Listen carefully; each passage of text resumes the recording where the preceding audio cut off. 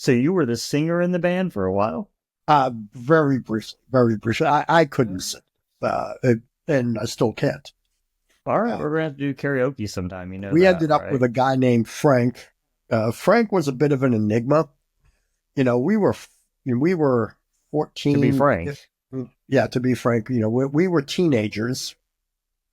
Yeah, I was with the band from like age, I want to say 14 through 17 when I joined the army. Yeah. Frank, when we met him, was in his early 20s. Wow. The senior member of the band. Yeah, and so Frank could get us booze. Well, there is something to be said for that. Yeah.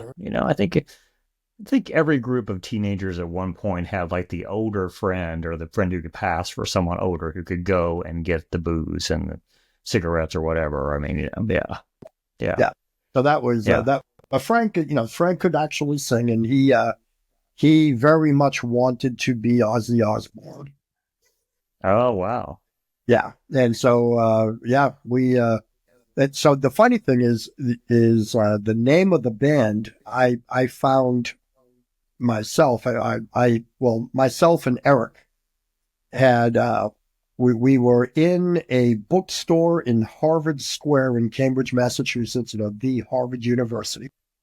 Uh Uh, huh. University is set in Harvard Square, where there's a bunch of different retails. It is a cultural mecca. And when I was a teenager, um, it was a hangout for all of the teenagers, and there were two basic groups of teens that hung out there. You had the folks that listened to rock, and you had the punk rockers. Uh, And yeah, so we were the band, the rock band. There was a band called The Law, a little bit older than us, far better than we were. Although at the time we would never have admitted that. But yeah, they were great. And but what was your band's name? we were Equinox. So Equinox. You just said that. Yeah. so Yeah, I that's right.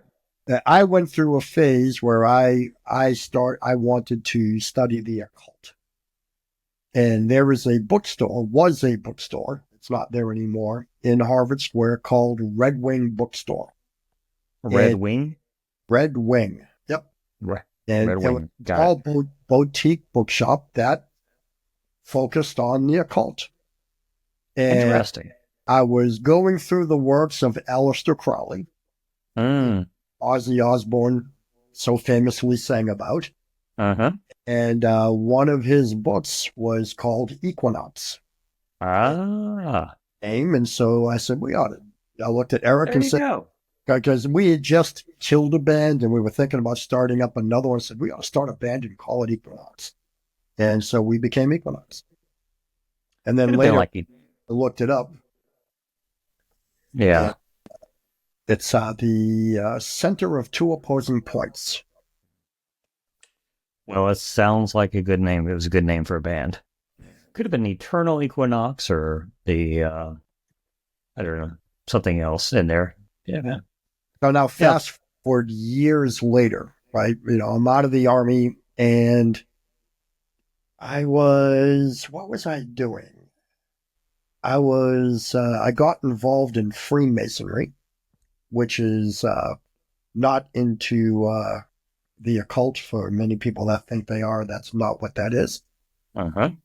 Interesting. I was out and about with a couple of guys, and basically, masonry is an excuse to get out of the house, hang out with a bunch of guys. You get together and you talk about the lodge and lodge business, and Because then husbands and have always wanted to have excuses to get out. then you go drink, right? And Yes. and Yes. Yeah. that could work. There's a lot of great Yep. charity. Every lodge has the charities that they support, and all the lodges support each other's charities. So it's a lot of good work. Yep. And Yep. out and about, and we were having conversation, and one of the guys mentions that he used to hang out in Harvard Square as a teenager. I was like, really? I said, when? And he said, oh, back in the early 80s, he said there was a band up there that always hung around up there called Solstice. And I look at him and I said, "Do you mean Equinox?" And he says, "Yeah, that's it, Equinox." I says, "Yeah, dude, I was in that band."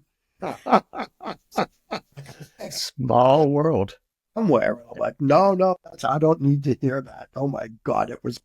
I still remember how to play a couple of the songs. Though. You found your fan. You found your guy. The one fan. The one fan who remembered you from that time.